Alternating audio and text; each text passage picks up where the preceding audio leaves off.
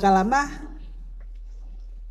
Pea lolotonga pe ai ke whama apopo ak nau tol mei tua.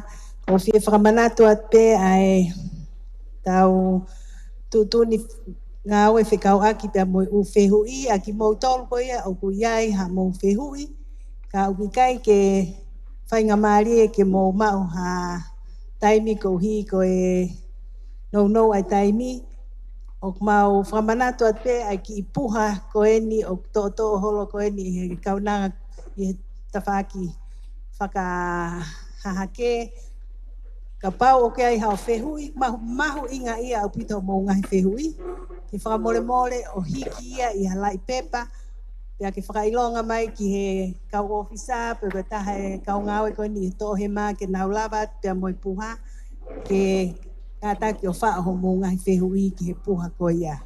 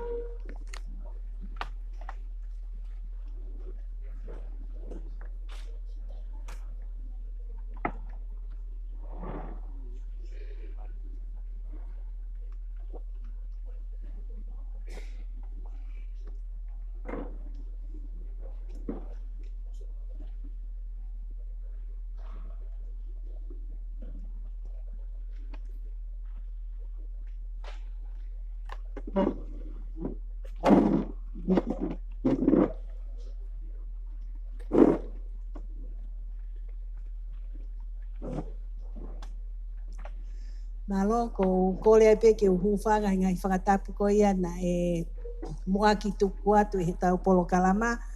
Ka e whakatange ai whimotuani ke hoko atu ai ngā au e whakatau kei o e whiawhini.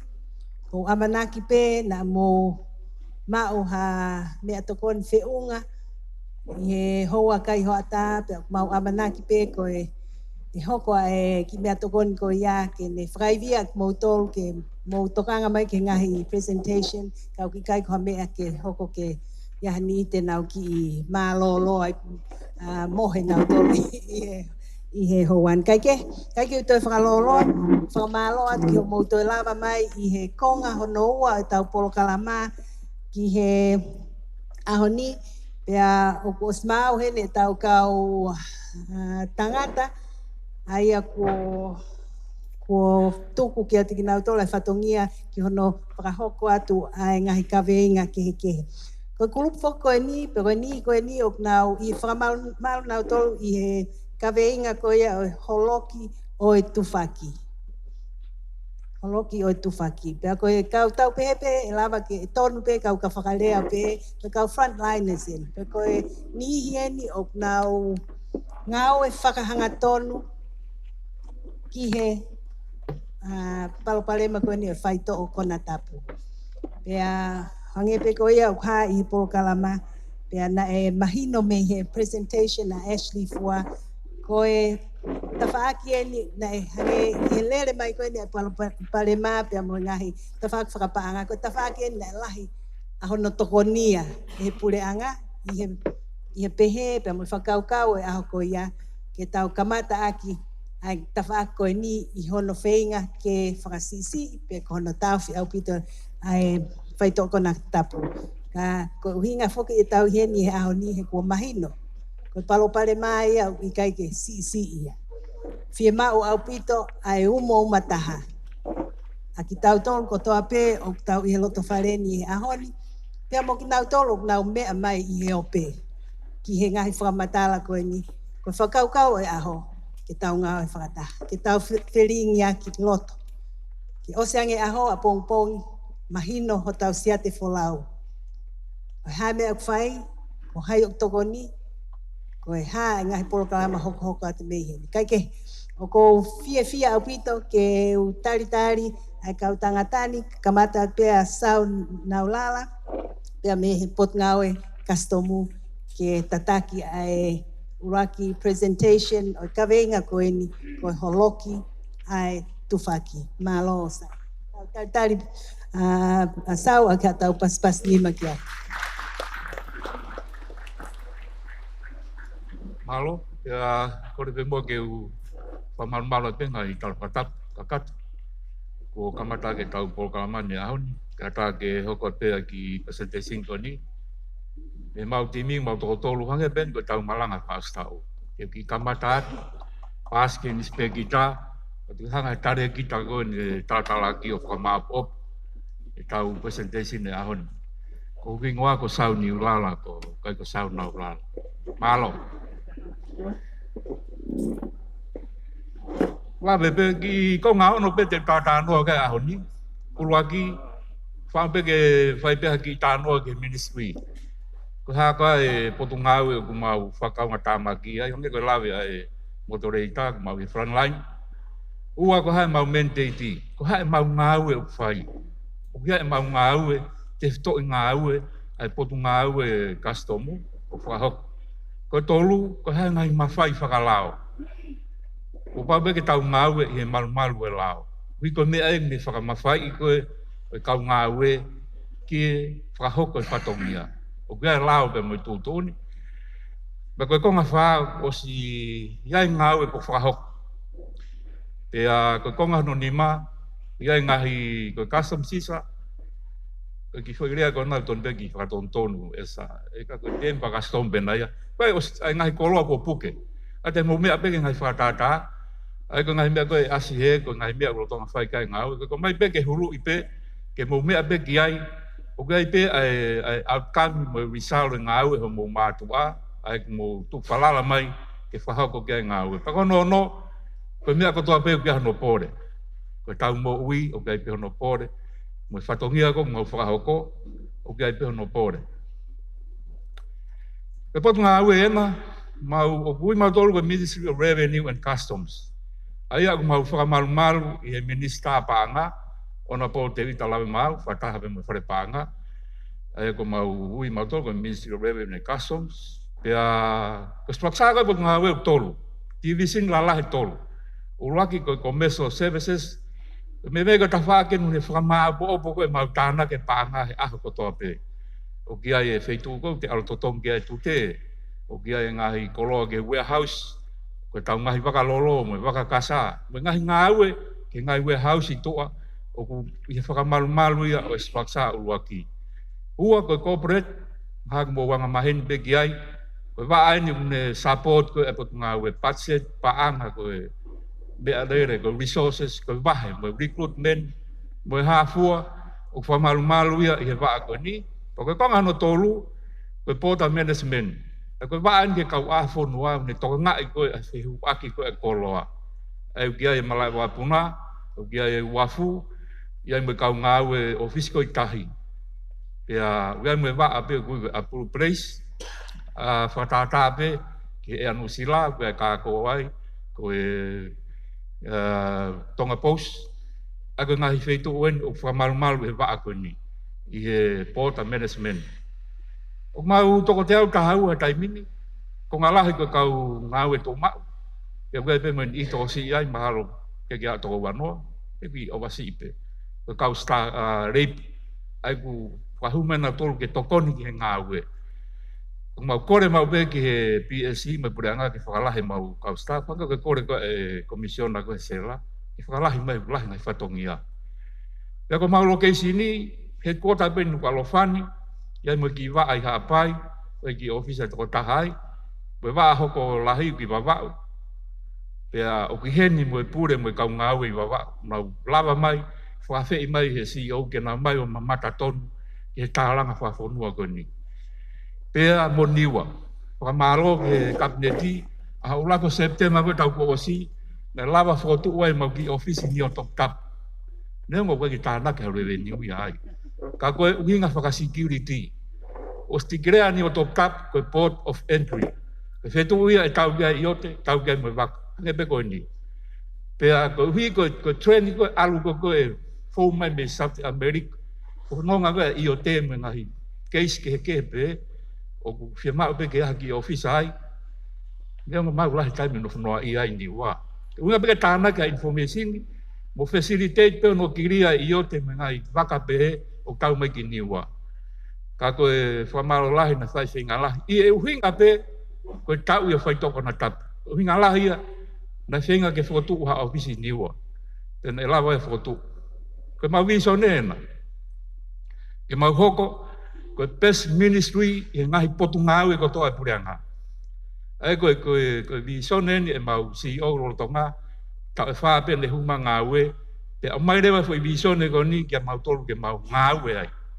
i tapa pe mau ngawe au ke tui ho mau ke nga ke mau le reita mana mo mata pe tau po kalama ko na Jerusalem mana mau kahai ne ke mau pare ka ko mau visone ke mau ho le reita pe ko samoni ia ai hikito ai le rei o fua fatongia e potungau e koni kapate mo eke mai mo eke ke PSC ko na tou na famaka ko tau ngau misiona o fe mau ke la langa va fe ngau ak fa professional mo e ka stakeholder mo e ka kai to tongi tu hau ko me fa ngata fo kata ha ke to tongi tu hau o tau fe ngau to ke kume ha me ko mama ake ke tau to tonga tau ki pu ha ko tau ki talam pe ko e tuku hau ko ke revenue ka ku fenga e potungawe ke lalanga va fenga ek o ka ke mau enforce pe lau hau hio to tongo tu hau ikai mo fenga ke mau partnership coordination mo ngai potu ngau e ngai kauta mo ke tauta ke mau ngau e fata wi pe ko ngai kamu ngau e ko ni values ko mau te ngan o ka foi ko ngai loto ko integrity foi ko mau wi ngai o ku feinga ke ofisa ko toa pe ke ne mau ulunganga Faito'o e mau ha tau palani le rei ha ngaue ka kia taha I loto he potu ngaue o ki kai ke ulunganga Faito'o ka ke fema o ke ngaue I potu ngaue ka ko ngai te unga pena ko pau ke taurita si transparency ma hafu ko tu tau me takau pe ai ka ko ngai veriu me ngai te unga na e potu ngaue o mau turi fua ke tu he kau ngaue e a ko toa pe fa ko na fatongia o wai wafa mente tu tolu o luaki tanga be mo me ai ko revenue collection tana ke pe tu te be mo tuku hau e ah pe mo po le mo ko ki tana ki ha tu te tau covid ta hi va ko ta vangi fa moi a ka ko ngau la hia pa ore ti o luaki pa o ke mau fenga ke tana ke tu te toton o tu tu ne lao ke tana hi kolo ko to ku mai ki fonwan ingai fonga ke pe no fikai ua ko ngani tau la ve ke Faito'o Konatapu ko pota security ko no Malu'i fonua me fehu ake ngai koloa fa tapui o ka wai Faito'o Konatapu o ka tala fa fonua I ahon mo ngai me ke pe ko nga no ua pota security ko ngau ke immigration ni hanga be mo me ai ko tau ne tol mal be fa ai o mai ngau ko ni na fa ho pe ka office immigration ni o mai ke customer ya kapate mo hifa ke nenti po kalani po sene po Asia ka kai ko ke alo ave ka passport ko front line ni ko ya ko customer office ai winga beta na ma ko ngau ko ni wi ko supply chain ko hoko ko security kau ava puma hifu e passes u ke passport pike kato alu gitu o fe ma ke fai kato ngau ko customer ke secure pota ko hui ko se ak ngai me fa tapui na ina ngau le cabinet a ko ya ai mo fa ho ko ngau ko ya ko me ke fa fo passport mo vis ka ta ke pe ko ke immigration ni ko na to lum na ke fai pe na to ngau ko ya ma to le ke foi passport front line be ko ngano tolu ko trade facilitation ko tau tano be ke trade ko tau tano ke me ai wa ko goods and services ai ko tau tano be ke services hanga be ko tau si o taimini wa nga hiarea e fa tau a hanga ko pesa plus ave tau ka nga tori at me ka wo ke fare pahi ka no iman fa tapu al me ka fa ya ko me ha fo ko service ia ko goods ko tau tano be ke kolo o tau tano ke customer ko tau tano be customer tau tano ke teori ko fu to hila ko to tapu ma ke potunga e a ko to pe ono fika iko tute o ko ke pe ko desea computer pen Ko mai ka mo ha fu o whakakala kalasi, ki ono kouti ta kaha, rete tute, pe mau le mai ke whahu katoa ki ai. Aia koe tau tānoa pe, haka koe fuwhare koe ni. Koe mau ngawe nai whai he koe project yen. Mau whapapau e koe koloa koe hu mai geni, o to e tute, pe a mwesiti, kau e pe ai. I whapapau e koe koloa pe, hau ke fwoi ngawe koe, ke langa whakalaka whonua. Ai koe konga tolu e mau ngawe, o kau ai ngawe koe ke kobi tahi wa, mga ngawe ke kehe pe. Io, o pau ke tau ngawe maru e lao. Koe mau lao rolo tonga aina, o kui whanono be koe sema, pe koe Custom Excise Management Act, pe koe mema no regulation ki whakamanawa e lao, pe koe lao inu rolo tonga ngawe ke potu ngawe. O si te te potu ngawe, Custom Bill for All ke whakahu, ngari be ke wharearea koe ka hoko mai, ko to e whakarere i pe lao. Ko ngā uraki, koe pāua e ange koe ke kau officer, customu, ke whake nau ngawe. E koe ko ngā ua o e lao, seksin katoa ko ia talanoa ai ke ngai mawhai o ange ke ofisa customu ke ne sivi tutu ne koloa ke whakahifo sales pe koe arrest mau te lava pe ai puke ange koe request information hao mai ho invoice ke tutu koloa o ke kakat te alo mai invoice te alo mai ha ti mga mea pe mawhai e lao ti teni wau ke sisa puke o ngai koloa ko ngā ua rewa koe custom control ke konga ua seksin ni ma, koe wheitu mahui ngai no whahifo koe kia e koloa. Tau pehe koe whare tūte koe ni tau koe pa te taulanga i wafu. Koe whai whare katoa koe ia, tu koe koloa koe koe custom control area. Pe koe pe matolu koe area tap. Ai au tap ke huno ea ki hata. Kai o rewa, i he konga tolu ko whakamawhai, he customu, ke tuange koloa koe me wheitu koe ia. I he tau ko osi na maurere mai, i he whakakaukau pe ke Faito'o Konatapu. Nā mau ka awhi ke ua toi hu e tō tahaka ua ana koloa, he tau ngau e pefo ke plok. Koe ploka koe sino whakalao ia, ua stu he lao ke ne whai ai ngau e ki ho uta. Ko whamoni pe ki whomu, o ku ke loto ke ploka koe ni ke whai ngau e. Tau haurewa ploka ia o sivi me customu, kolontini, koe food, i ai pe mo kau ngau he i he warehouse. Tānai lao ngai mau tōpe ki koe lao ngai ia. More tangai suka. Wakai peko ki talamu pehe, tamai more tangai suka mo tangai mawa. Wakai he to oi hata. Ka ko nga fefe ke tau. Fe ma pe ke tau o sio ke tau ta mo sivi. Sanuari ke tau ni to diri reba mau tutun ngawe. Sai. Te ke mea mai ki loto o sio ke sivi ho uta. Ke lau nga pe i to sio ke more pe. Ka ko fai nga mea pehe. Aya ko ngai ko ngai o lau. I he mauhinga pe ke Malu'i ai ngau e whai ka ofisa. O hau e pe whak, mono totongi whafu i ngai konga pehe. E ko ta tere holo pe whak e hua koe talamu mo mea mono te seni, ko ni tāpu ni e talamu ka hauka te ngau.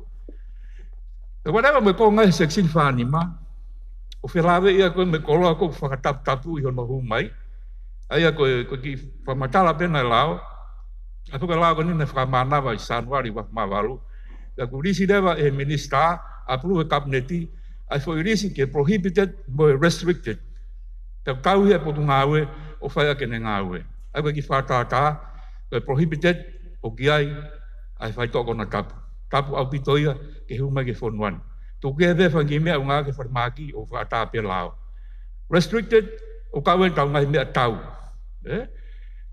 kau sio pe ulah ngai me tau wenu fa asio ta fa lao ka ko license ko pa ko pe ai ko wo mo tau pa pe ke aro mai license me ka polisi ka to lava huma me tau ke phone one ka asko pa ngata mano na fehu ane na filawe me pa nga ko ngai ma fatomia i mala wa puna si be passporti to si bi me ka pasa se na ku ke ri hata hasirin tutun ka lao pa pe ta mano tonga o ku fu ke al mo ki muri ko ne over pe ai o pa ke alu ko ki he reserve bank ke mai ha to fa mo fu wi ka ke alu o to sirin ko ni kes ke alu mo ki muri ai ka pa ke lat ko o ka afi ko matua i malawa pu na alu ko mo wa man o si mo ni pe matua ki alu mai ha o mo fu me reserve bank o si ko to folo ne afio i he hu fe fare area ko tau ni me ko ngawe ni na fa immediate action e pot ngawe ui si o mautol katoa ka usina mesmen fa mafata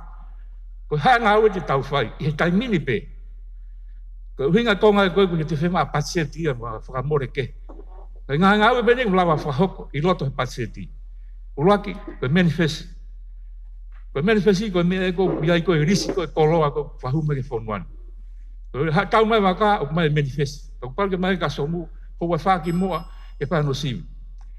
Ia mo ngahi konga pe ko na, hange coordination, konga mawinga na ko asa kau sotia, ko MCC, ko Maritime Coordination Center, aya ko mau ngau whakatahai, ko tese kastomu, ko tese polisi, tese tautai, mau ngau whakatahai ke petrol.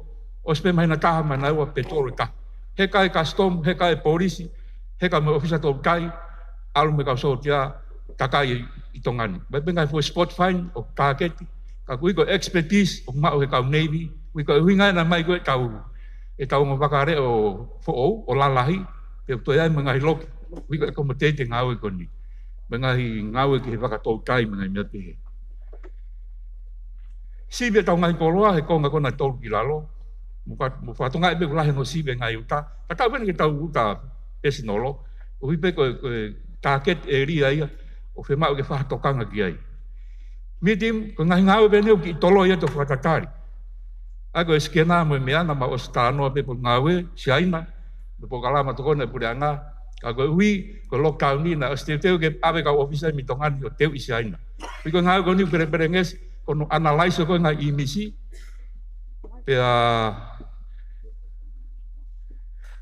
whemau ke nau alu ki ai. Patoko mai nga mea ngawe fotu, ko hui ko lockdown ni o ki tire po sasi ko ni. Ako ngai policy review, hake ko mausio ke ngai fui akau ko tope ku mai ke fonuan, o pau ke awe ke pot ngai mo'i ke nau siwi. Ka toi pāsi me ai, ka tok tuanga rewa koloa koni. Ako review pe mau ngai, e policy mo ngai fonga ngawe. Long term, o mau osi palani, ki he ngawe ki he reward system. Ko ngawe ni mau whakaukau, ki e wange whakapare i hataha. Ko hui ka paha o mai ha information, o whilawe i me Faito'o Konatapu. Kono ua ko tānoa ki he tic-tac talk, ko pokamena nusila, whaampe ke kau me kastomu, ke maha ki K9, ko kuri whanga whatapu, ke whai whatongia pe me pot ngawe. Ak whai pe tānoa me kau polisi, ke pokalama ko ni. Poamano tolu, ko WCO, ko World Customs Organization, ko new tools, ko no monitor, me control ko container, ak whai pokalama whamaman lahien, o kulawa pe ke tālai, e ngahi container, high risk, o move holo, i he kawa Fonua. Ko pokalama eno, ko mau whaamu, ke atopu he poto ngawe, ke whai talanoa me WCO, headquarter, ke nau o mai po kalama, ko ni tato tongi pe. Ui ke whahauka ke mau ngai ngawe. Ka whangi ata pe nai e, whangi mea nai puke, mo so pe ke, mea mai pe ke puha koe nā, ka whangi rea nai lalo. O skoa lalo, po te whangi rea i lalo na maa oe mea tau, ke mo mahaf mo ngai mea koe. Kana pis pe na, ku maa wanga mahen pe mo siu ke ai, koe lolo ena.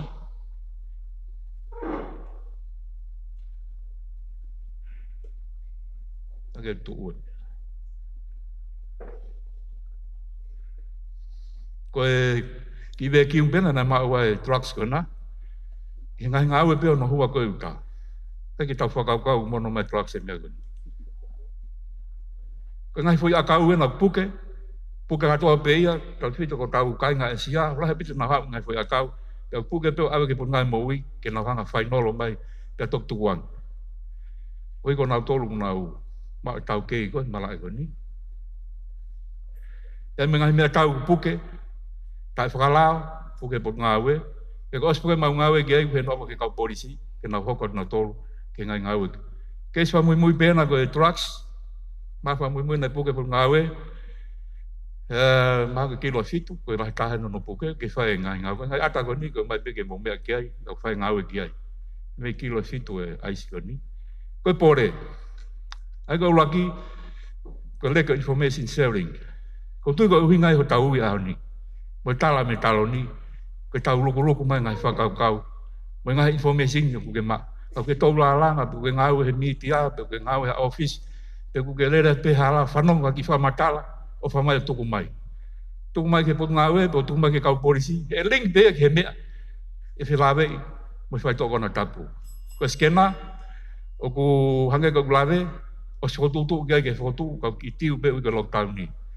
Ia mo ofa mai falala mai ke potungau ko me follow up ke timing mo tau pil level plus mo taris ke tau plus e potungau o tau os mama ko painting e timing e potungau dai mo fangi mo iu pa ke fa ke lalanga ngai fengau aki pa ko reward system ni ko ngau mau fa hoko ka no pele penges mau fenga ke Malu'i informant wi ko tau ngai me fa paanga pa alo to bau sia mo mau fenga ke Malu'i wi na lawe no family ko fa si pe ko ki promote to be foi ko ka fa taha ko mau a ta fitu ko sapate ko ni kamata wi ke to hau pa ko mo to ngo fi me no tau ni ka fa taha ki tonga tu kai i time fainga tai ko ka fa taha mo sio be gai mo me gai ko ha me fare fa tonga foi ka fa beta la lava ko to aki a fare ko ke to ua ai ko foi kau ko mo ton ke tau tu fa taha ka fa taha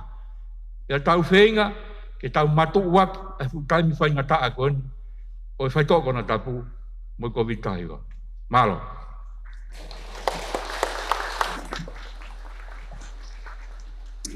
Malo apito sau niulala presentation for Fakoia ya mahuinga apito e mahino yo mo ma ukoia e to folo fika waki pe mo kaveinga koia na iai ho mo ngahi ngawe na fai leva o mahino o hange ko whakaha hake i he screen a ngawe na mo whakahoko leva ke whaka mui aki ai palo palema ia whakamalo lahi atu ka i he taimi koe ni o ko fia au pito ke whakahoko atu ai ofisa polisi ko komsoni pule whakatotolo leo ko halatoa taufa ke ni whakahoko atu ai ngaue pia moe ngahi whakamatala lolotonga whikau aki pia moe ba mahuinga koe ni toka ngai whikau aki moe whakatotoloi o Faito'o Konatapu. Halatoa taufa.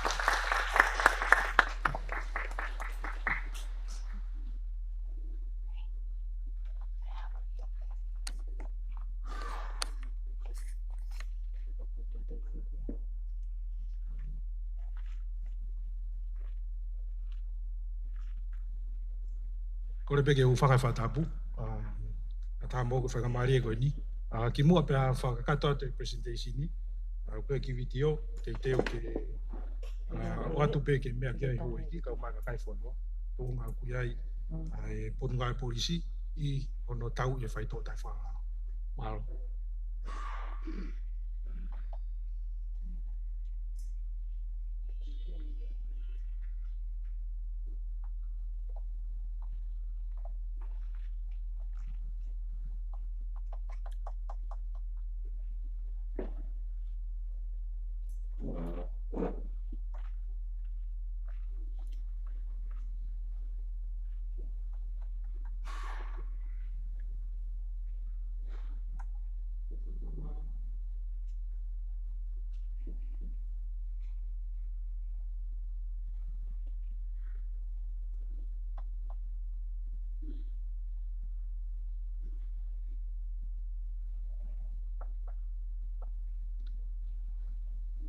Malo ma ki yaki palpare ma fa teknikare ke toki ngawe ke kau bea ke toki watu e osiko e presentation kata kau hoko tai pege presentation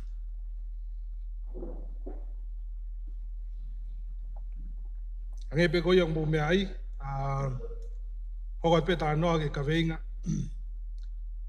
tau iko e Faito'o Taufa'ahau me potungai polisi te ulawe at be fa te fito i ngahi e ria, tatau te whito ki hono holoki e tofaki. Hake peo ki slide ko na uhaa koe, o ku whamooni, whamamanuahi, o e Faito'o Taufa'ahau, o ku ne whani, o ku ne tokonia, a e violent crime. Kai haa whamalohi, whakapō, whalavea, kai haa whaingahia, o ku violent, o kau ai drugs i hono tokoni o hia pehe. Kai ke ngata ai, ka au kutoe whelawe i whoke Faito'o Taufa'ahau, pea mo ngahi serious organized crime, pe koe ngahi hia palani i. ai au ku mahuinga au pito, hui ko Taranoa koe ki he tawha koe tūwhaki o ku unu a mamani kau whaihia ke toe matātawa i hono palani o hia peheni.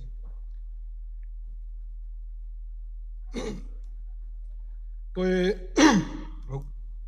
konga uraki te tānoa ki hei, ku tānoa pe ki historia ki puipuitu anau nou Faito'o tai whalao me he Drugs Enforcement Task Force kai ke ngata ai ka koe lao koe mau enforce, mau whakahoko.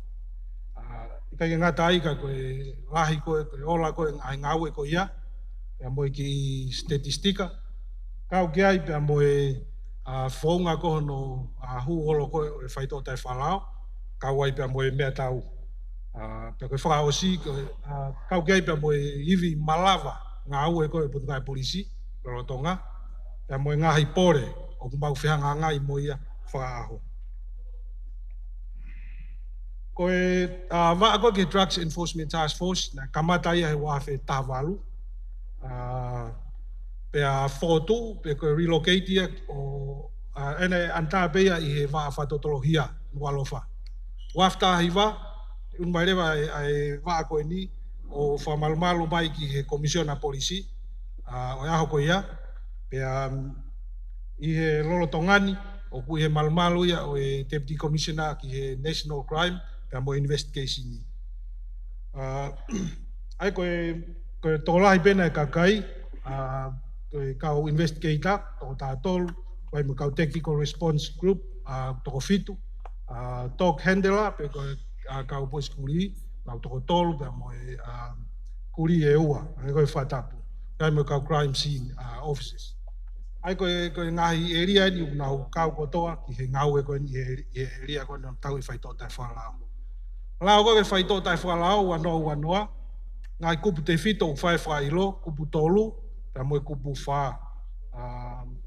Ai ko hono humai, pia mo hono huatu o Faito'o tai whalao, kai ke ngata ai ka kono mau, ngauhi, pe foki hono tō, ngau e aki, pe foki hono tufaki. O Faito'o tai whalao. Kupu CP kona koe i he kupu wha, ko e whenga o ea kia moani i kehe, ke whae ngai mea koe koe nak tuklawea koe ki ai ane nai ange.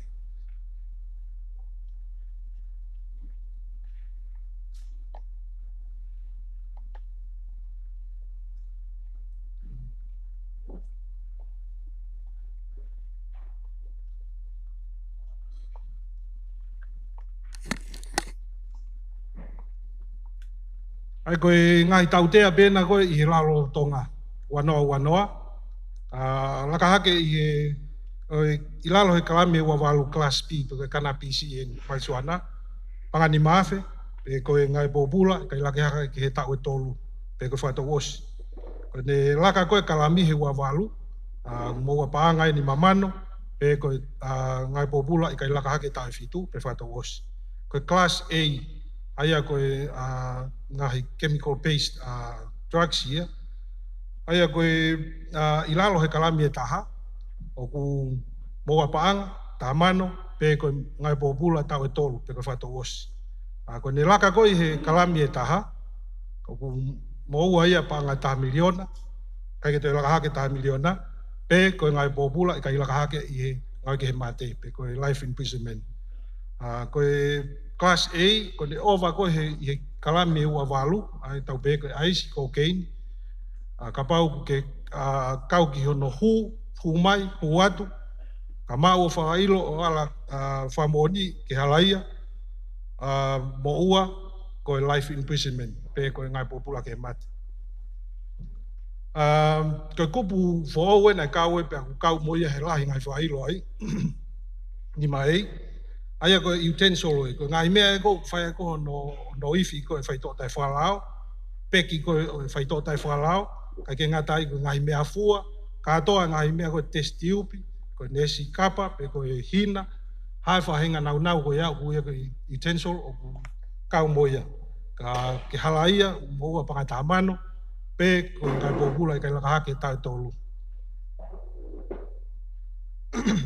Koe lahi ena koe puke koe he Faito'o tai whalao. Wharf Tawalu na whiunga mo toko te Umoumataha na puke whailo ki he ngā hia whelawhi me Faito'o tai whalao. Wharf Tahiwa ne aloha ke ua ngeau whitwha. Ai kakai koe na e puke i he Faito'o tai whalao. Wharf e ua noa, e ua mo toko ua ngeau wang nima. Pea i lea umai koe ni ki osi koe ni toi kua ta whakaosi, whiunga mo toko te au wang nima. Aia koe statistika ia lahi kakai o puke ia koe Faito'o tai whalao. Whelawei bea mo drugs of seized bea ku puke. Wharf Tawalu, ai koe kalami ena, ai ku ia kilo e wha, ai meth. Wharf Tahiwa, kilo e toluhiwa, ai meth.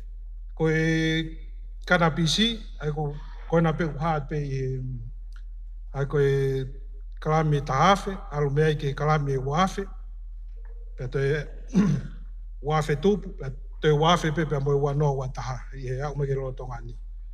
Koe kokeini, koe Wharf Tawalu, na kilo kalami e ni ma mano walu wafe, ai koe kilo e ni ma walu, pe ene holo mai ko ia o hau o ko tauni o ku whiunga mo kilo e tahawha, laka hake kilo e tahawha ko keini ko lava seized. Detection rate yen koe ai kuri, hange koe kuri whatotolo, hange koe Faito'o. Wharf Tawalu, na lava pe o detect, ai koe ngahi mea in ko lava he kuri o detect. Raki koe drugs, ua, koe mea tau, pe mo mahafu, tolu koe cash. Aia koe detection rate yen koe ai kuri, i he ngahi tau koe ko mariwatu. Aia koe firearms, mahino na ia ane ki lahi i he, ai koe inland, pe ko loto Fonua, pe mo e pota. Ai koe pota, i longa na lahi au pito mea tau, pe mo e mahafu na mahu e Wharf Tahiwa. Pe fo ke wanoa ki holo. Ai ku mahino o ku whakatoa ngā i he kakai e Fonua, ai lahi koe ni ngahi whailo koe ni he mau lao koe ni, pe ke hoko e pe ngau ki ta whako ia. Koe tānak whamatala, konga Malu'i ngai ni e whato tolo koe e Faito'o tai whalao, tau te whito ki ono tānak e whamatala, kakai e Fonua, pe pefo ki e potungai polisi. Wharf Tawalu, ai koe ki whai ki iki pēna uhaat i he slaiti, ai koe foi whamatala ia te au tolu walu, me he community, whamatala ai wangau walu tolu, pia mei he ngau e kau polisi. I Wharf Tahiwa, whitu nima, me he polisi, tolu ngeau tolu taha. Pia i he wanoa, pua tau kohiri, whamatala walu Umoumataha, pia mei he potungai polisi, te au no Umoumataha.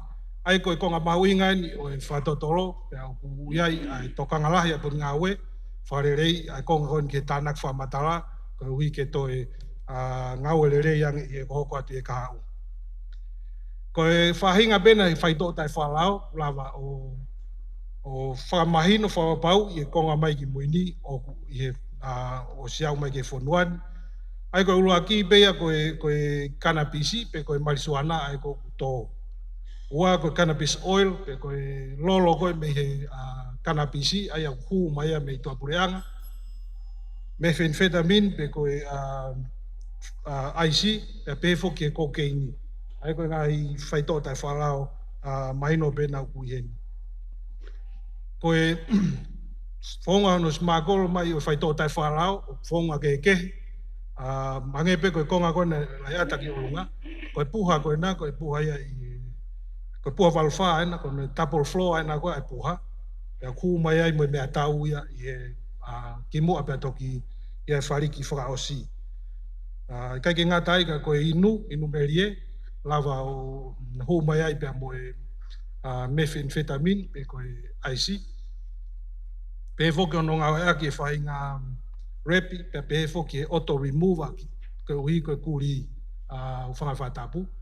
Koe hui ke o tene titeki ai nanamu koe o Faito'o tai whalao. Kau peke ai pea mo ngai mahafu, i e whonga kehe, a hono smagolo mai koe i he kawa Fonua, i he ki o tau whanua.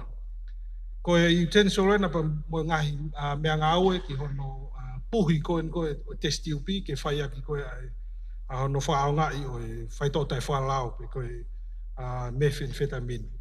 Ai koe ngahi mea ngāue ke heke kau e lahi ono puke he ponu ngai polisi e ngahi operation o hoko mai e ngai tau ko mariu atu. Ko Clan Lab o ke hoko at pe ngāue ki ta whae ko ia pe koe repi e ni ko whae ko no haka koe Faito'o Konatapu koe methamphetamine. Te kei ke puke ha Clan Lab I tongani. E taim tatau o te kei ke mau mo ha mea ngāue purei pe ko ha control equipment. Aia o ngau aki ke ngai tawhako ni o ka ko ke hoko at pe ngāue ko ia. Ko e tūngai na koe e ponu ngai polisi pe au whai e ngāue whata a task force mo ngahi kup whekau aki. Tau te whito ke serious organized transnational crime ngā hia whawha pure anga ai au ne mau I a lao a whanua laka hake he ua. Kau ai mo e whō koe pa anga uri pe koe money laundering. E ne whelave I pe mo e Faito'o Konatapu. Kau kei pe mo e waa koe ki he forensic CV whasai nisi. Ki mea ngau e koe na uhaa tu koe he slaiti. Mea ngau e au ngā ki he preliminary testing o e class A drugs. Ai au ne iloa koe true nak, pe au ne lava titeki ai kalasi o e Faito'o Konatapu o ku whemau koe ke CV. Ko whao si, na lave pe ki ai Officer Customu, Maritime Coordination Center, o ku mau whenga ake ai pe mo e kautau ai nea whio, I e waa koe ke tautahi, pe ke Customu, tautai, pe mo e potu ngai polisi, ki o tau potu tahi. Ko ngahi pefo ki he whelawei mo toa pureanga, ngai e wawhenga wā ki potu ngai polisi a Tonga, Australian Federal Police, New Zealand Police, pe mo e Fiji Police, I he TSOC, pe koe meana na wale apau ki ai I he wafe tahiwa, pe au ku rotonga hoko at pe ngāwe ki ai. Kai ke ngātai koe Pacific Transnational Crime Network, pe koe network ai ai ngai pon ngai polisi e Pasifiki. Kau ai pe ki ai pe mo e tokoni mai FBI, DEA, pe fo ke Department of Homeland Security ko ai Amerika. Interpol, mahino bea, pe mo Europol, pe fo ki he UNOTC, pe koe waa koe ke he UNA. Whenga foki ke toi longo mo uiange, pe koe unu ai ngāwe ke tataki e he Intel-led policing, pe koe whainga whonga polisi, o ku toi longo mo uiange I ono tataki e he whakamatala. Koe ngāhi pore anga mahe ni pe, o I e tūga taimini, koe hui koe limit koe kau ngāwe, tōlahi koe kau ngāwe, ai technical resources, I he whatotolo, pe he ki he ngāwe koe whahoko kono tau I Faito'o Konatapu.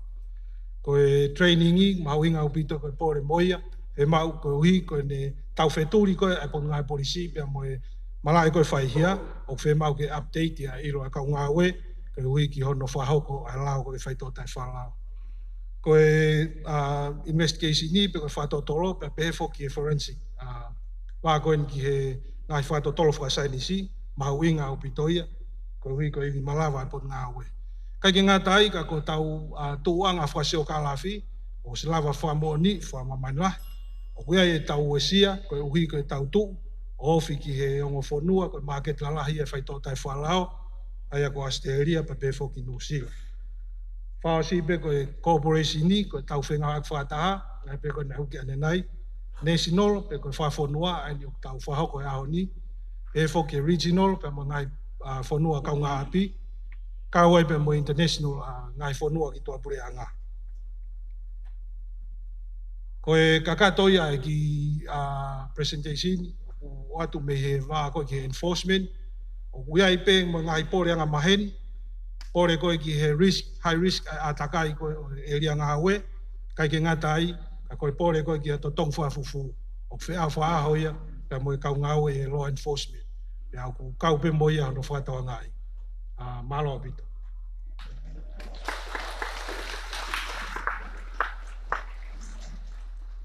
Malo apito officer polisi ala toa taufa I he presentation o ko fonu I he ngahi mo ni mea fo'o o tui ko ki tau tolu I he o tau wahi he aho ni o tau monu ia upito he ku tai taha ke mau whainga maari e koen ke wahi mai a ngahi mo ni mea koen ni ko tuk mai he officer kau ke whakamalo he ko ki mautolo ai kau tu'mu I he taimi o ku hoko e palapale ma whikau me whakatotolo o e mea Faito'o tai whakalao. E taimi ni te tau mahalo kai ke ngāua ki vitio ka ku Pea pāngo ia he nei mou mei mea tonu ki he ngāue ai ki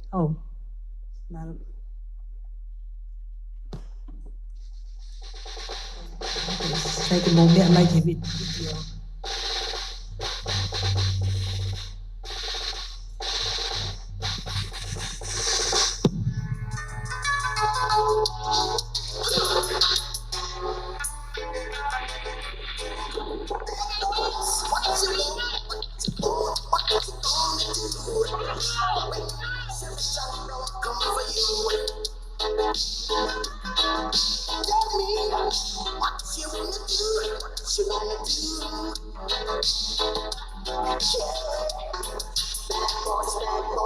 What you gonna do?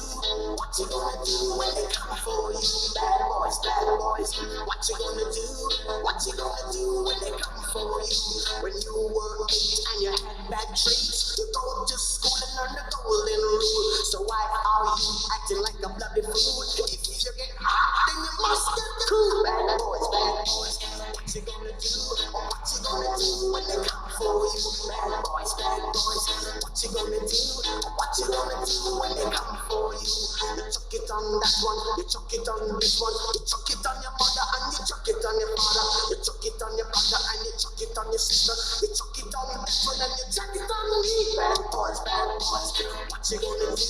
What you gonna do when they come for you? Bad boys, what you gonna do? What you gonna do when they come for you? Bad boys, what you gonna do?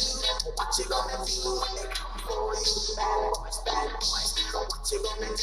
What you gonna do when they come for you? Nobody now giving no break. Police now beating. Shots fired. Suspect is armed and dangerous. All units respond. Officers are on scene. What you gonna do? What you gonna do when they come for you? What you gonna do? What you gonna do when they come for you? Bad boys, what you gonna do? What you gonna do when they come for you? Bad boys, what you gonna do? What you gonna do when they come for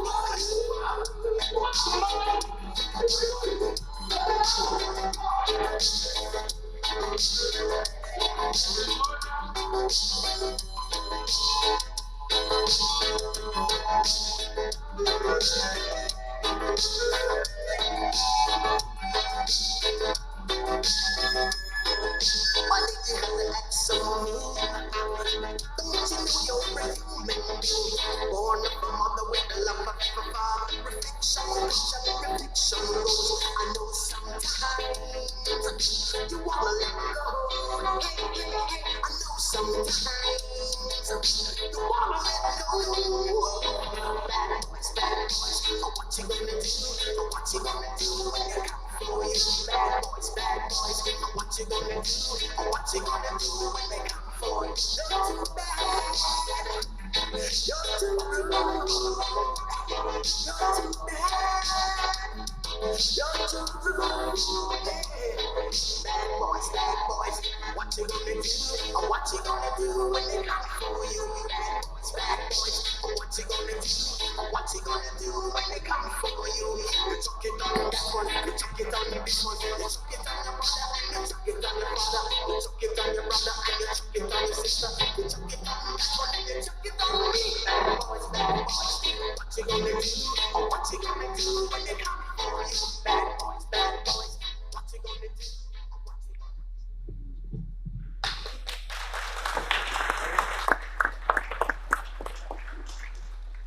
Ai malo apito officer polisi halatoa taufa fa mole I whakamatala mo vahe aonga ko ia malo pe motor ne ke mo whakatonga ngai foi slight I whakaosi officer polisi taufa ne ha mai ai lolotonga ho mo e tau mohe mawhana mo e tau hao I tau ngahi api ko ki timi ko ni halatoa tau wha toko taha ko ki nau tolu ia nau whai ai ngawe lahi pia mo ngawe hange pe ko ia mo mea ki ai ko pau ke nau tui a ngai teo ngā malu ke Malu'i ak nau tolu I hono whakatotolo I ko ni o palo palema ko ni o Faito'o tai whakalao ko ia ko mea pe ia ko fia whakamama wha I atu ai ngawe lahi whai he timi ko ni pia ko tau hao mo malu I ngahi mea lahi ko hi ko ngawe lahi ko nau whakahoko malo kai he taimini o ko fie whakahoko atu ai toko taha lea hoko ai ko se misi lotu ia me office attention yale ko se misi ko ia ai tare kita o ngahi hopo hia ai hange pe ko ia mo mea ko taimi ko kau polisi o nau whai whakatotolo ngahi hia pia ko taimi ko ma wai whamoni whiunga pia ko mai ke office attention yale ke kau talatalaki pia ko taki ni timi o talatalaki hia pule anga semis lutu ke ne atu ai presentation hoko malo semis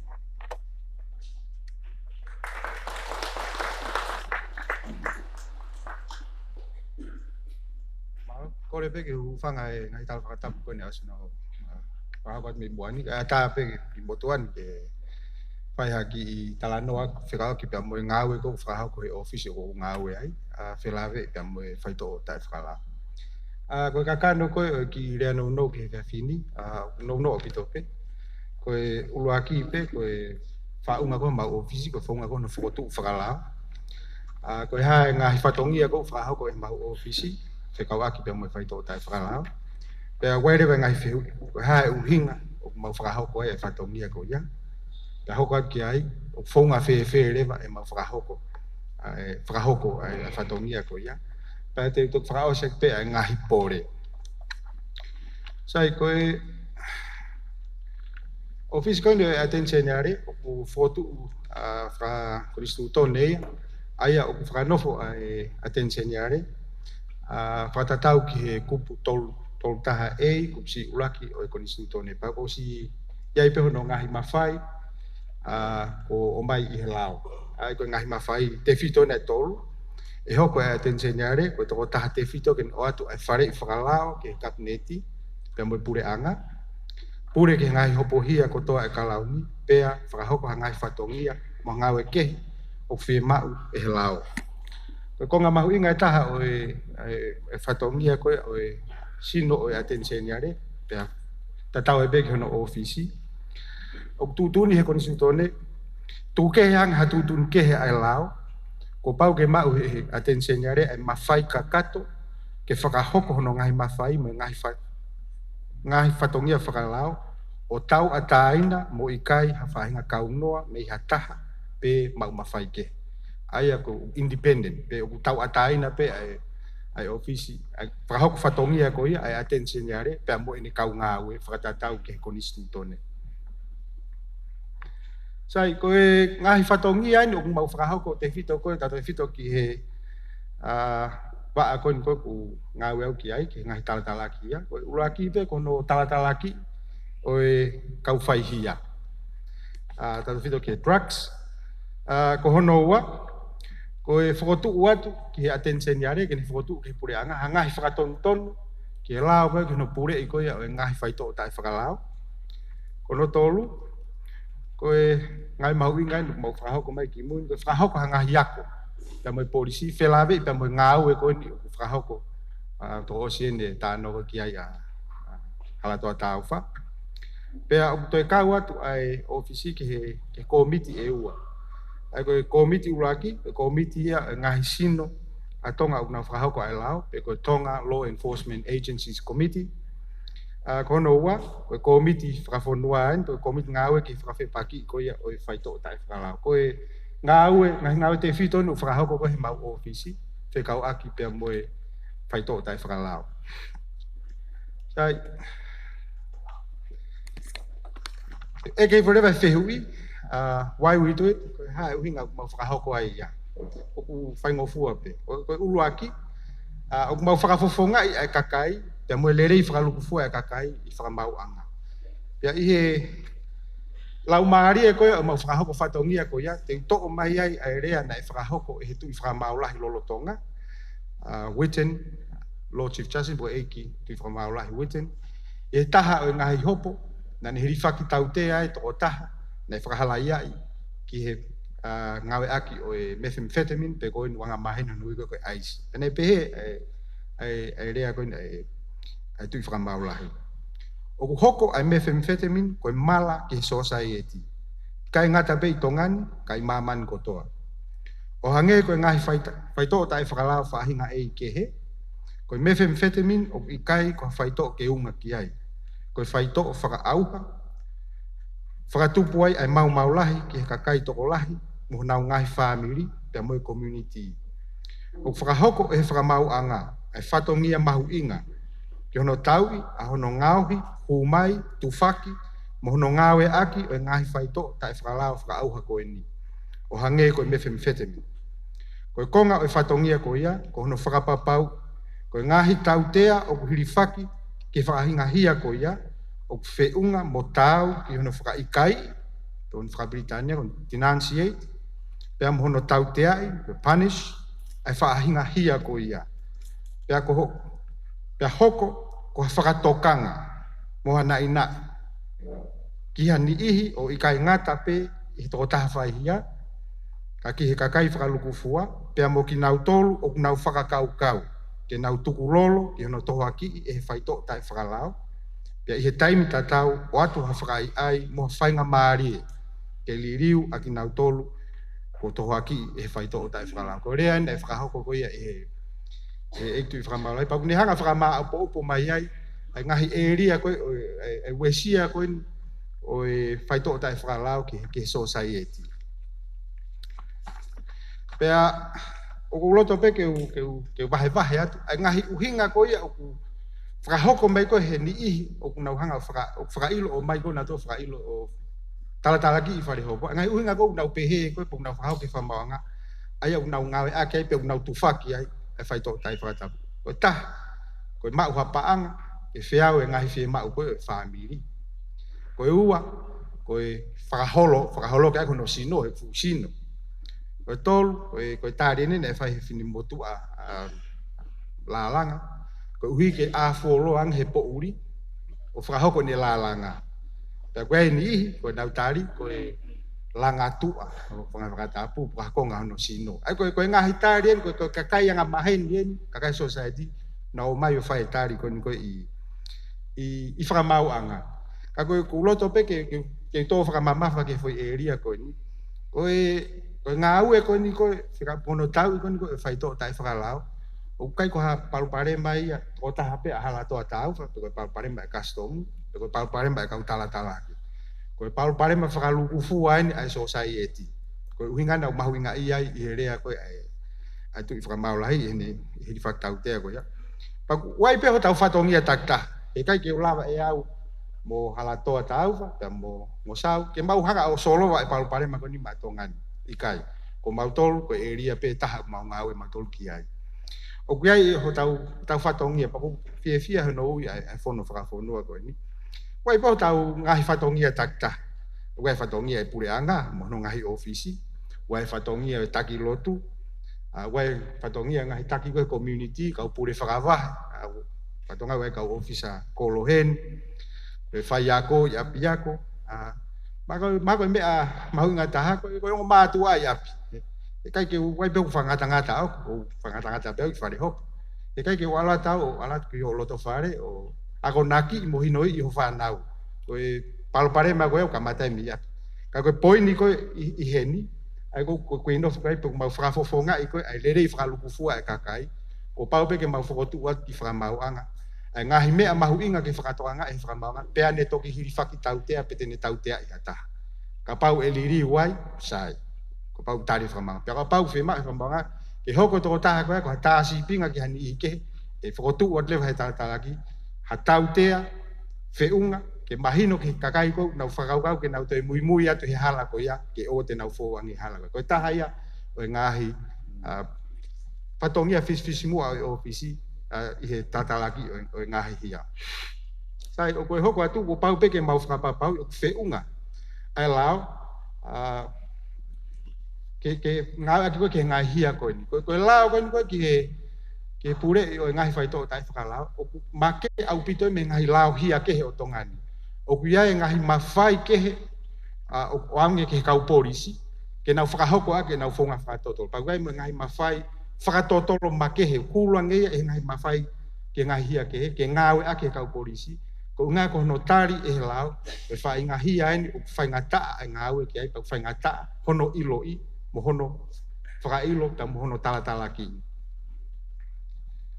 Pea koe mui at pe koe iai ko pau ke mau whakahoko koe mau ngahi ako mo e kau polisi.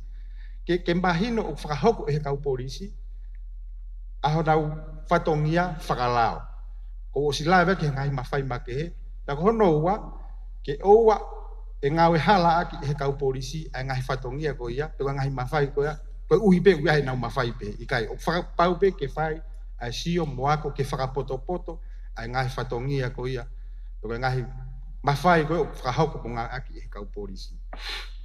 Koe taha ngahi mea koe ke mau whakahoko ai whanga ngawe koe ni. Koe ngā whangata ngata pe ai mea ngawe ta moe paanga. Ko pau ke mau ngawe aki lerei mo ngā aki aonga. Ai paanga koe o mai he pure anga. Mea ngawe mai he pure anga. Ke no whakahoko ai ngawe koe ni o mau whai. Pea mawe tama mini te hongo fōi. Pea, koe whakao si pe, koe ola whakaluku fua koe mau ngawe, koe supply reduction mau tō, sub-strategy koe ia. Koe no whenga ke holoki. Kai ke ngata ape no tufaki, mo hono ngawe aki, o e Faito'o tai whakalao. Sai koe whonga koe mau whakahoko aki, e ki tō ko ngā lalahi pe, koe ngā koe taimi, oku iai mau whenga awe aki wāofi au pito mai kau polisi, he issue koe ni koe Faito'o tai whakalao.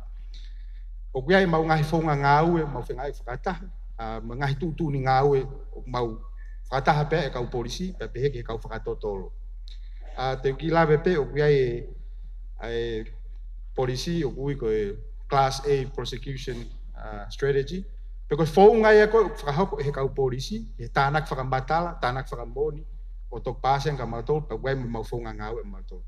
Pea kuai moe tutun ngāwe make, Malu'i ngau pito e ngau kon whakau moe Faito'o tai whakalao. Ki he Malu'i ko ia, ke ua iloi, ai kau mau anga whakamatala koe, o ngāwe aki he kau polisi, he taimu nau whakahoko ai koe e ngāwe.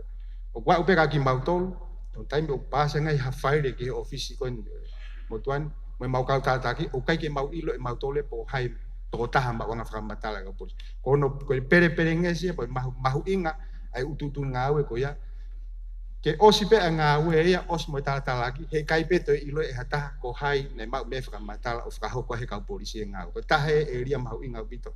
Pea kau whakakau mai ke he lao, ko uhunga ko ni mahu inga koe, ko makehe ai whonga ngā ue o whi mau koe ke whakahoko.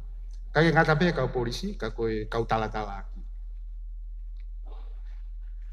Sai mai te ki lawe pe, ko kuai moe patongia mo whakahoko. O lawe pe na e whehui na e ke whekak moe paanga. Koe taimi o puke ha paanga, pea o kuiai puke ha drugs, pea kumau ha sirini. Pea kuai ha ngahi whakamooni, koe toko taha koe ni ngari o ne tufaki atu. Koe tūtūni ngā ue, o puke e kau polisi e paanga ko ia o mai. Pea hiri ko ia ai hopo, ka pau halai e toko taha ko ia, o mau kore ke whakamau anga, ke whaao e paanga ko ia, o mai, o kuiai a kauni, ai makehe ko whakotu, ke whakahu kia e sirini ko ia. Ka teu te ki lawe pe kia a nai ai. Sai koe ngawe whakatātalaki ko whahauke mau ofisi. Mau ngai pet Wharf Tahawalu o a umai ke tauni. Koe uingahe koe nei whakotu e task force koe kau polisi Wharf Tahawalu. Koe kalafi koe na koe mo wakai koe ki ai. Koe plan kurei koe mau hopo whakakātoa whakamau angalahi he tau. Ai Wharf Tahawalu te au whitu wha, Wharf Tahawalu wa ngau whanima, Wharf Wanua tol ngau tol noa, te au tahavalu ta uni nea umago ki ahoni sai ko hopo drugs ata pe ko na yelan mori patin fatongai na hike lahi ko ma uhopo ko nga ko pate mo manatu e kalafi na e fraho ko atu pe na fraha e taufa o ase hiki ko e puke fena pasi pe mo aluki olunga ko atala-talaki one ki holo fu ko he wataha o ilonga pe to ki holo fu mo tata ka mahino au pito ko konga lahi o maunga au e ko ki fa maunga lahi o hopo ia ko nga ko faito'o ta whakalao o whakatata pe wanoa ko hopo ne ma to wangiau mahiva me tolngau tolnoa ko hopo faito'o ta whakalao ka atoa sai ko lan pulu o ku kake fu whakatoanga fa halawe ki ai o me alu whakataha pe ai hiki koe ai tala-talaki mo whakailo ko ia ki he faito'o ta whakalao pe mo me atau ta whakalao ta koe na i he lan pulu woua i he tahawalu ni maone tahiwa pia holo mai e wanoa mai wanoa wataha. Patongai pe wanoa wataha ukuia e ki toki kalafi e ngenga make heia kutu ia ke tafaaki. Koe tise mai tau kosi na e whakatontonu ki he lao, na holo ki hifo ai ai tautea koe na e osi watu he slide koe ni a taufa. Koe drugs class A i lalo he kalame taha fai he mafai ko fra mawanga polisi ka mau ke fra ko be maton talaki ai ku ai ki foi taha fitu make he ko to kamata pe he taun sai ki he paanga we wa ta valo ko ke taun ko paanga na dai puke e ka polisi me wa fe taha valo o fai mai ko wa mai ki he taun e wa fe taha valo na puke ai paanga me ua kilu tupu ko ua mano wa fe ai ko drugs ia e wafta hiva ko tahakilu ono mano tupu ko ua mano ono afe tupu ai ko panga drugs ko wanoa ko fitu mano tupu pe ko wanoa watani amagi ahoni ko tol mano tupu pe ko pesete te au sirine ko na puke wanoa me wanoa wataha ko puke ka to e felave pe mo drugs sai ko sirini ko ni na uslava ke ki akauni make fahu ko ki ai pa ko sirini ko ni ngawe aki pe ki ngahi fema viviri ai kau ta fahu ko la ko law enforcement tau te fito ke kau polisi pe ai he neto kamata ngawe aki he tau ko si pa ko ngahi me na fakatau aki ai paanga ko e wa make ahoni kau wa me alere fo o e tolu ngawe aki e va drugs enforcement task force na ngahi mo me alera na to tahan na e mau lahe o bit he tahan na ngahi ngawe pe kapau na mo fatonga e video o utui he kau ofisa e be wi go body armor pe ko bulletproof vest on fa fakare ai teng na kumi me sinoi panga ko ia e body armor to lono ai utui he kau ngawe ko he o wai pe no fai nga fakatu tama pe malo ko to la he mo to na mo la me ani na mo o mai ku osi o atu ki tatau me na kau mo e polusi o no print o me he to me si ni ti ko ia ai ki polisi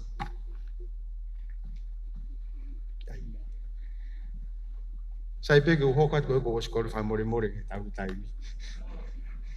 ai ko lave ko tau ko si na ko unga ko mahu inga ko ni ngawe na fai sio mo foto watu hire mo fe mai no aki mo kau polisi e fai ha whakatonu ki he lao koe ni koe pure ngai whaito'o tai whakalao ko ngā ke na mausio wakai o koe ngai tōnou no pa koe me ngai whiema ke whakakato ki ai pea ko hono ola nei whakotu o te whakatontonu ne kupo e taha walu pea whakahua tu me kupo fo'ou e walu pea ne kamata ngā ake ngai whakatontonu ko ia e ha walu ti sema e tau ko osi te utoa te ha whanki whakatata ngai tōnou no ko kimu a ko ni he avalo ti se ma wa fe wanoa na ka ke tapu he lao ia ai me ko na lave ka tau fa ko utensils tau pe ko hambe aifi la hange ko fakata aki he ka ni ho na nga aki ko ai Faito'o Konatapu te na fufu e na te Faito'o Konatapu ka la ko holo be utensilo ia i he lot fa ai fa ka polisi ko kai ko hi ai pe ko ta hi nga hi me ne fa hu mai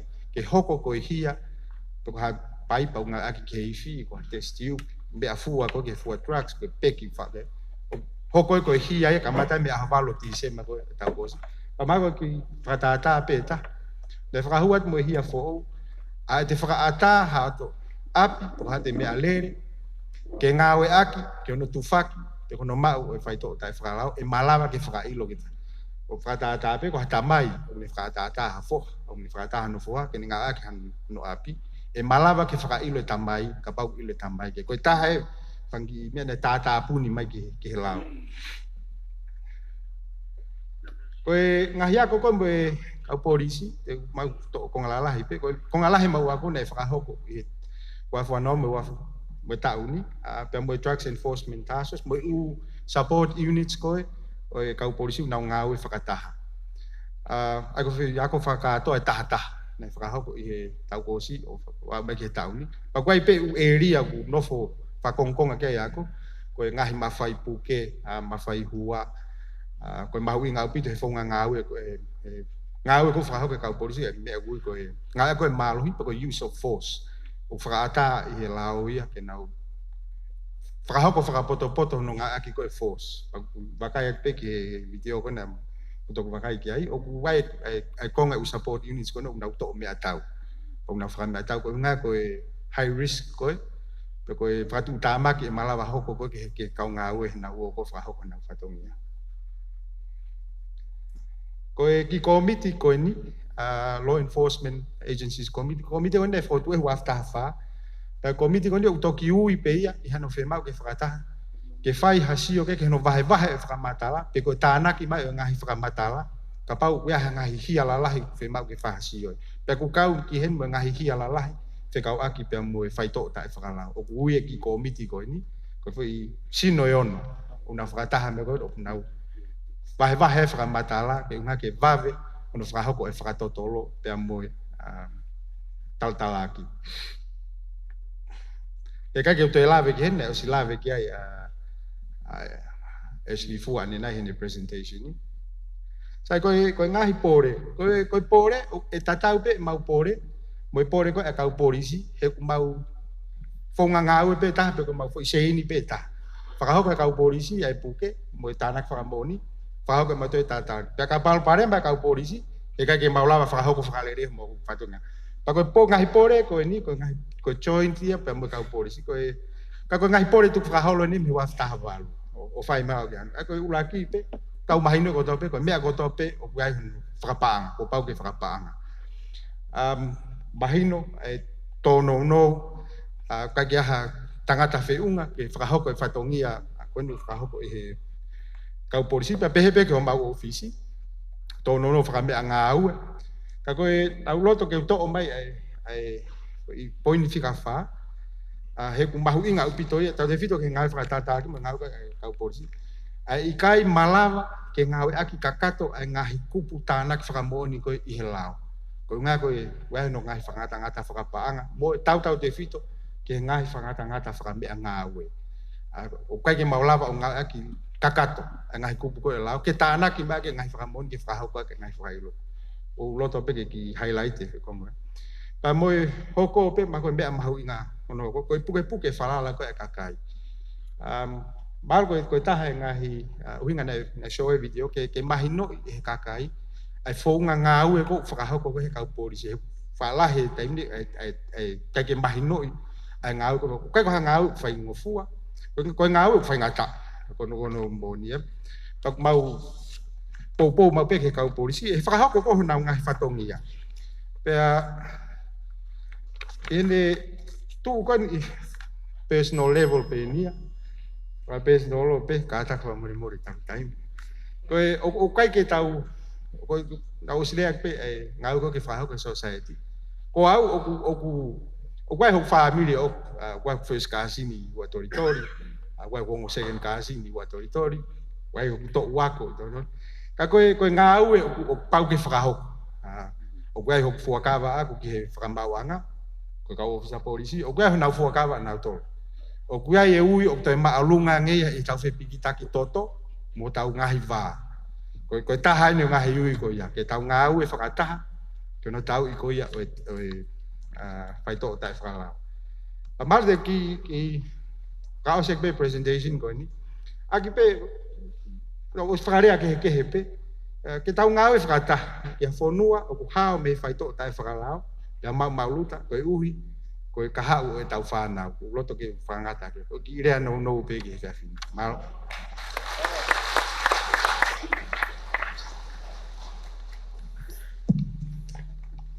Tau whamalo ki a se mislutui, uhi koe wahe koe ni kone Tonga Mei, loko tui pe, ne koe ki overseas e taimea se misi, ako whampe hoi ki pa moi kāinga, e tau whakamahu i ngā i ai whatongia, a moi ngāhi ngāue, o whakahoko he kau tamai o eki koe, o ki nau tolu e nuk nau whakaunga tāmaki he ngahi tawhaaki o ku kau tonu, pia mono whenga i koe ni, ke Malu'i ho tau whanua, pia mei he Faito'o Konatapu. Koe o kou whamārolahi atu ki he ngahi lea lelei, pia mo mahino, ko whahoko e Sao Niulala pia mei he tawhaki kastomo, pia ki a halatoa tauwha, pia mei he kau polisi, pia he whoki a se mislutui, pia mei he waa koe a tātala ki, pia mei he whamauanga. Koe au mau whamarolahi atu, kia tik mau tolu, o kore atu hoi ngā kāinga, tau toi ki pasi ange mua ko ki nau tolu eni, o nau whataki e kawata e ngāhi whaingata a koe nuk tau wheau pia mua ia. Koe tū koe ne tau taimi, o osi ia, koe taimi koe nuk hoko atu koe ni, koe ki mālolo, a tau hoko atu ki he konga Hono wa, kau ku whie mau pe whoke ai ha whanki whehui. Ka koe hangepe koe whakahoa koe nā whakahau atu ane nai, o koe ai pe ai ngāhi puha heni, osi tuku mai ki ai e ngāhi whehui lahi ia. Koe ia koe ki whehui pe taha pe ua ko kore atu. E whakata atu i ki taimi koe ni, ki mit pe nima, ka taki. A ki whehui pe ku kau tonu ki he ngahi presentations koe na e tuku atu.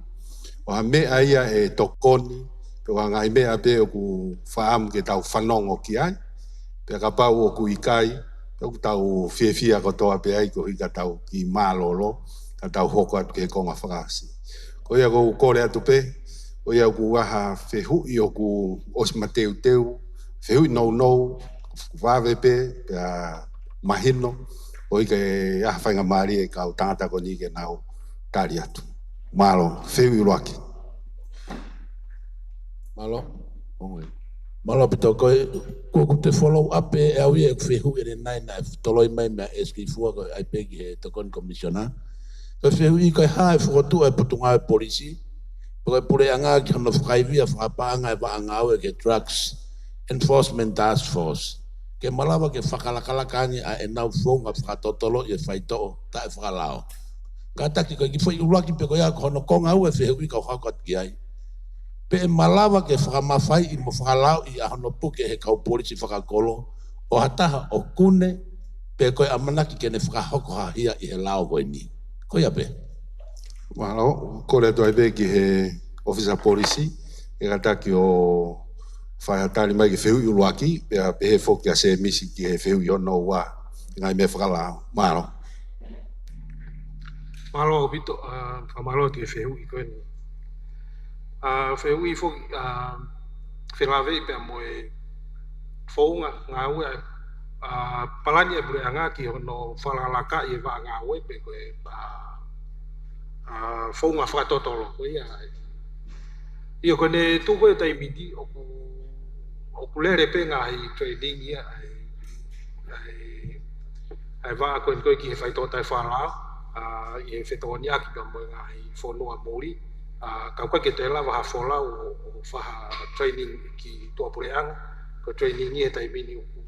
Ka koe ne tūko e taimini i oku ia i tokanga lahi e potunga aue, ki hono ako i koe kau ngā ue, ke toi lere ia nge whaunga whatotolo i koe Faito'o tai whalao.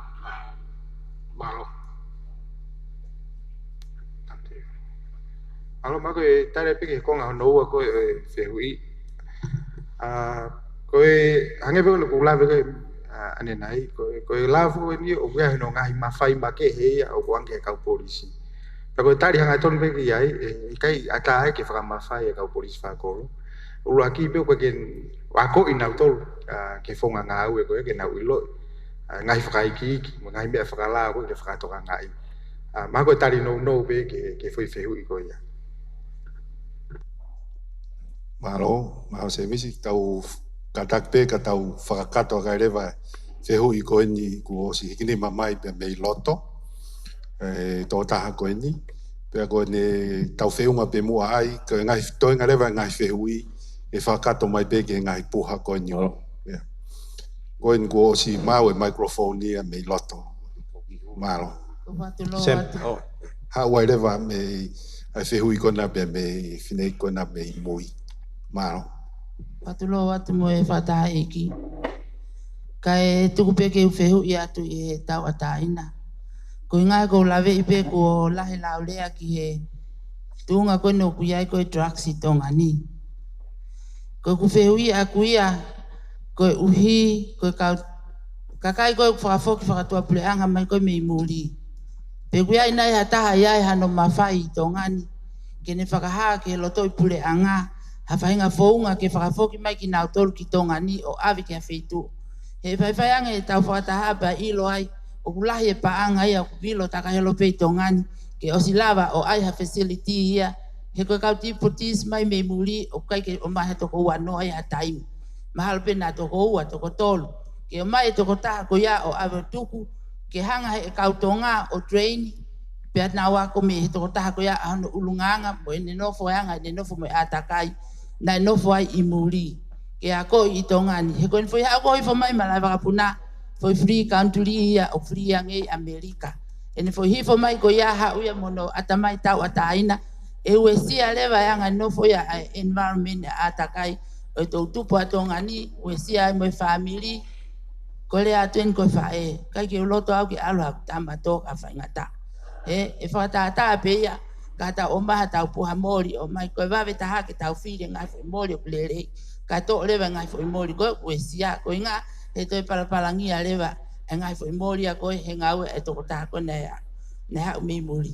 Pa koe taha koe ngau e koe ki he ai koe ke toi ai ke totongi mai kuri pe a mai me kau polisi whatotolo. Ko tongane koe ki whanua sisi o slava pia ke ilo. Ko ngau e kakaia ke kumbe kakai ko nau tu whahalo i tua. Kai te kai ke ngau e pule anga ia pe ko hai o kune o mai mei tua pule anga ki tongani. He ko stodon ke lava pe o mau i tongani angai. Pako kore atu. Ka parewa toi ai ke maha kuri maha sai ke alata kuri ka ata whananabu e me ai. I Wharf. He toi more pa anga si ka vai. Mo ka umasi vai tongani hono toi ave ki muri ke o mai umea ko ia. O si lava pia i tongani whae ngau e ko ia. Ka koe ha. Ko ngā koe ke ko tau konseni si o maha tau ngā hiongo mo ui. Pea tau whae ke tau ngā ue. Mea ni ko au ko tangu te whakataha aho ni o ko ngā ko mā. O ko mā au he kai ke lava whae o tau whatongia ki he pule anga. A whio mai futu i ha ere mai ke hao a whio mai ki he tau tō onga e kau taki o whae. Tau e whango fulu ko hiri ke he atonga ia me taimin. Taimin where whangi business. Tau e whango fulu ko hiri na ilonga peka kai na nau business. Tau o silava peo tala i tongani taimin. Kua hai pea ta all in a sudden o nofo he whare lelei. He kai ngai fu mea lele lalai. Ko paanga hau mi feia. Drugs. Ka te tau te hanga awihai. Whamalo atu ki he whae goni. I he whehu i goni, pe ko kore atu se misi. Whaha ki tari nou ange mua ki he whamama ki he whehu i goni malo. Malo, whenga peke tāre atu whehu i nei, ki lahe whehu nei hau pe hoi whakarea pe ta. Koe, au rak whehu peke tau whanau kona ko whawhok mai koe me muri. Ma koe mea uraki pe, ni whelawe koe pe mo e Faito'o tai whakalao. Au experience koe po mau tau ke mau ngā ue. O kia pe ni i, he whanau kon whawhok mai muri o nau kaunga kia. Ka ko toko lahi taha ia, koe tupu i tonga, whaare i tonga ni, tupu i tonga ni. O koe koe tamai ke me muri. Paku anga wakai o ku unfair. Ke whakahau koe whainga ko men koe, whikawak mo tau tamai koe me muri. Manatu i pe koe tau tamai tonga pen, koe whoki mai pe ki api.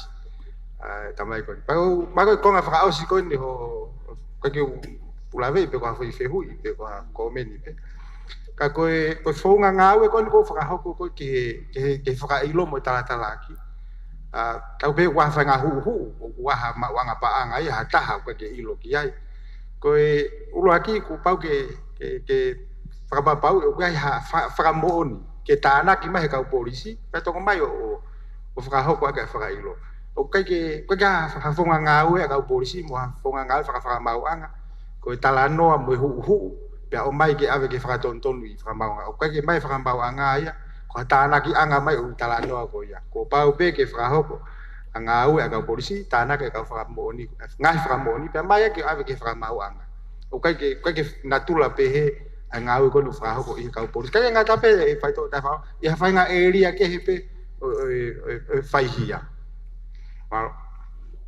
Malo se misi o ku kore atu kadak whamore mori ko tau wheu i whakao si ben ko hia ku ki ape tau taimi kua e te poro kalamau te hoko mai.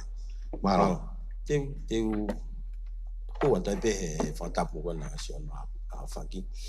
Ko e motuani fuko e tokon share e komiti whakakolo a whangaloto. O mahalo na mo mea i pego e kau e kolo ia koni he kolo na Wesia tamaki lah i he Faito'o Konatapu. Ka fia lah ya bita he me lave ko kia ya inspekita lautoa ki he mauanga Umoumataha. Ai ana e popo waki lah ya bita ki community ko ni pe mo pun nga polisi. Pe ke tai ni mi o kia ki ongo fa fia maria bita ke kolo ko ni o Fotua ai. Ko e me pe ku hoko atu ko ki fehu pe aku ki a sau. Ana la me fonga sau ki he Faito'o ko approve place. Ko fehu pe aku pe ku tauhi ha trucks i he Faito'o ko ya. Pe ko fehu pe ko Hono wa ko e border security. Mahalo pe mo mea i pe oku fai pe foke fa matala mo ngau ko ni ai customer pe mo pe ngau ko ni ka ku ni mei i he week ko to ape oku poke mai ka polisi ai kakai oku ma o ki ai mef pe ko IC ai tau si atu ko pe ko fe tu ne ha wai me ko oku ha mi uta ha mi ta pe ko fe pe ko to kan ki ai hoko kwat mo malo nga ko na border security alfa ta pe mo fia ani pe sa ku malava pe ke arrest customer hata ku le o mai ai Faito'o Konatapu ko me pe ta fa aspe kata ko o mai ko Faito'o hango ko lau ko asau ka pau ko ha Faito'o o kunau pegu ngali ko ha trucks o pau ke ave ia ki fale mahaki ke sivi ki ai pe ko trucks ia pe ko Faito'o pe ke sino ko ku fotu fe ka pau sivi pe Wharf fai ka to pe ngau ko ya ko tam ko ma wa he ko Faito'o mi Wharf ki fale mahaki o ka ke tau ilo da to pe ke alo tu o ke pana tolo pe hala pe ko le pe lava ke ha upe to ta ko ne CV me fale mahaki o CV pe Wharf pa to tuang ko ya pe ma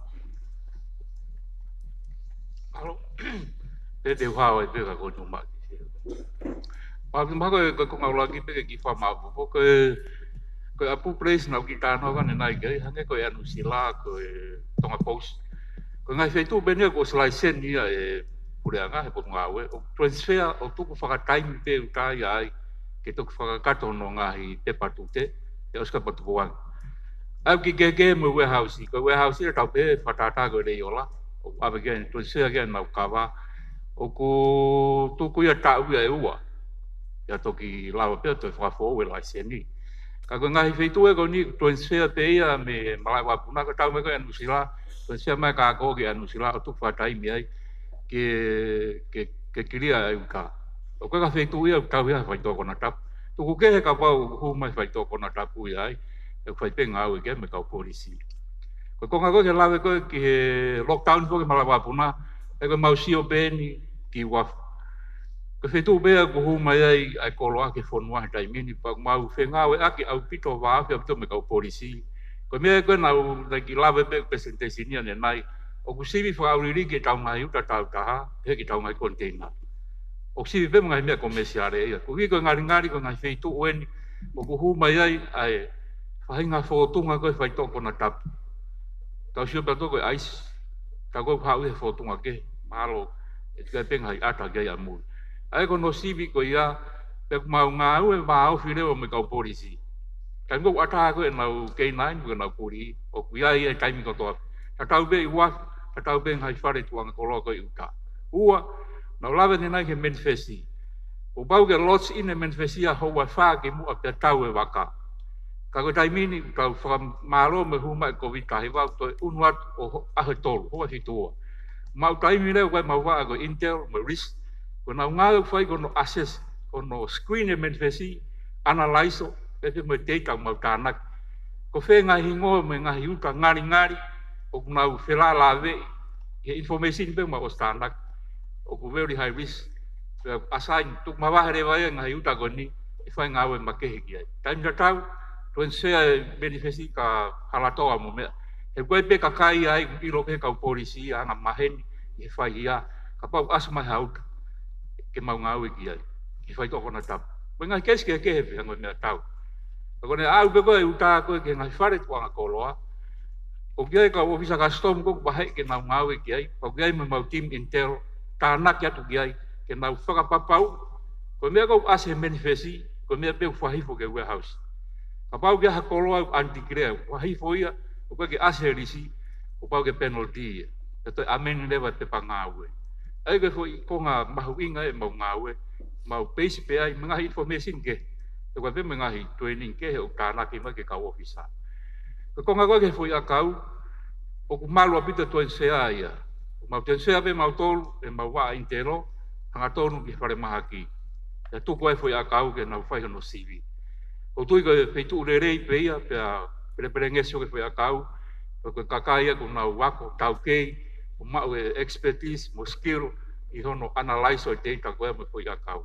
aga ospe ko na ngau ki ai na recommend mai ka mau tol io foi akau ko ni pe ke tuang foi akau ko ni ke tau ka pa to ya ha we si ya ai ko tu ko i si ke he ka ko fonga ngau mo fa ko tai meni na fa le be ki mo na mai be me ko ke ni ki ba mo skapa pe e pa no teoris ke fa ta ai tu te ka ko o ka we ngai me ko ni hono ta na ki ko no haka ko foi akau yang mau avereva ki kakai toton o malai toton na wako ke me ko ni ke na fai ngawe o Faito'o rei pe ke fa ho ko ngawe pa no spana go ya to sea mai reva ke mau tol ki fraka o ka we pe me ngai fui aka go pu ke malai na mo sire pe ki mo ko pe ka ka ngato ko wa sia ko ngai fui aka ke ka mai mo ha ke pu ke ka to pe mo ya to sea ka to fare mahak no fai CV ko no spego ya to tuang ka tau be mo hame ku ke ngai Faito'o ko no fai ngawe I Wharf I ngai pu ko I uta ka hua ke ka wisa asa fo akau pe fo ngawe pe ko mau ave pe ke Faito'o toton ke na fai no CV ke to approve me ai pa mo tuang o tu mahalo ke I tali no pe ke ka pau ko net malo opito sau ai tali mahino ko ia pea hoik mo kainga ko tawa mai ni ki he ko ngai polo kalama o ku o atu ai ke mo ki malolo miniti e hongofulu pea mau neongo pe o tau ki tō muisi ka koe kore ate pe lava pe ke mo toi mea mai pe ko mo ngai mea anga I he toi hongofulu ki he ke wha ka whamalo lahi ki a sao pe he fuke halatoa pe a mo semisi I he ngai whamatala le rei ko nau tuk mai ko le pe ke tau ki paspasi ai ka presenters ko